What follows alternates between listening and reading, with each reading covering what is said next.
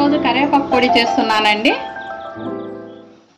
కరివేపాకు పొడికి ముందుగా స్టవ్ మీద ఒక కళాయి పెట్టుకొని ఒక గ్లాస్ కందిపప్పు వేసుకోవాలి. చిన్న గ్లాస్ అండి.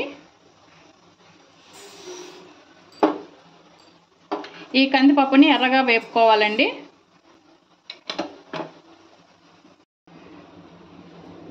స్టవ్ లోకిను మీడియానికి మధ్యలో పెట్టుకొని ఈ కందిపప్పు వేపుకోవాలండి. ఈ కందిపప్పు కొంచెం వేగడం స్టార్ట్ అయ్యాక స్టవ్ సిమ్లోనే పెట్టుకొని వేపుకోవాలి.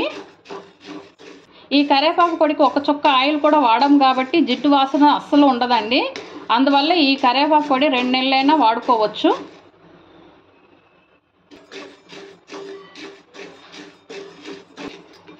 కందిపప్పు మటుకు కొంచెం వేగాక స్టవ్ సిమ్లోనే పెట్టుకొని వేపుకోవాలండి. మళ్ళీ మాడిందంటే టేస్ట్ మారిపోతుంది.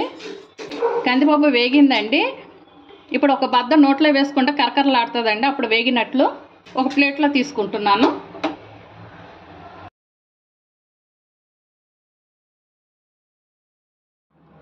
ఇప్పుడు ధనియాలు 1/2 గ్లాసు. ఏ గ్లాసుతో కందిపప్పు తీసుకున్నామో ఆ గ్లాసులోనే సగం ధనియాలు వేసుకోవాలి. ఇప్పుడు ధనియాలు కూడా వేపుకోవాలండి. ధనియాలు స్టవ్ సిమ్లోనే పెట్టుకొని వేపుకోవాలి. ఎండుమిరపకాయలు 12 తీసుకున్నానండి. ఇది ఎక్కువ కారం ఉండదు, అందుకు నేను 12 తీసుకున్నాను. ఎండుమిరపకాయల కారాన్ని బట్టి తీసుకోండి. ఇప్పుడు ధనియాలు ఎండుమిరపకాయలు 2 వేపుకోవాలి.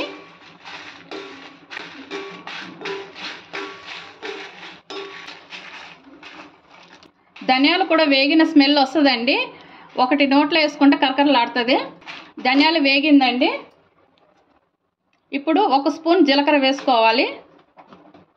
స్టవ్ ఆఫ్ చేసేయాలండి. జీలకర్ర వేపక్కర్లేదండి. ఆ ధనియాల వేడి మీద జీలకర్ర వేసేస్తే చాలు. ఇప్పుడు కందిపప్పు వేసిన ప్లేట్లోనే ఈ ధనియాలు ఎండుమిర్చి కూడా వేసుకోవాలి. ఇప్పుడు కడిగి ఆరబెట్టిన కరివేపాకు వేసుకుందాము. కందిపప్పు తీసుకున్న గ్లాసులోనే 2 గ్లాసులు కరివేపాకు వేసుకుంటున్నాను. కరివేపాకు కొంచెం ఎక్కువ వేసుకున్నా పర్వాలేదండి.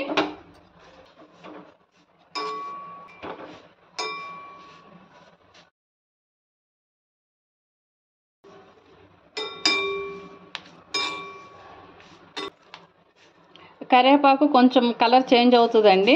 ఇప్పుడు వేగినట్లు. కరివేపాకు వేగిందండి. ఇప్పుడు స్టవ్ ఆఫ్ చేస్తున్నాను. ఈ కళాయిలోనే ఇలా 2 నిమిషాలు ఉంచేస్తే ఆ కళాయి వేడికి కొంచెం వేగుతుందండి.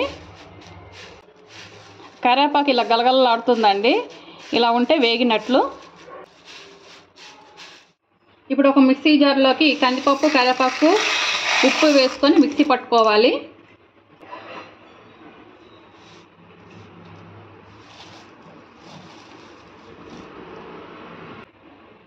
ఈ కరివేపాకు పొడికి సరిపడ ఉప్పు వేసుకోవాలి. నేనైతే 1.5 టీ స్పూన్ ఉప్పు వేస్తున్నానండి. ఇప్పుడు మెత్తగా మిక్సీ పట్టుకుందాము. గరుగ్గా కాకుండా మెత్తగా మిక్సీ పట్టుకోవాలండి.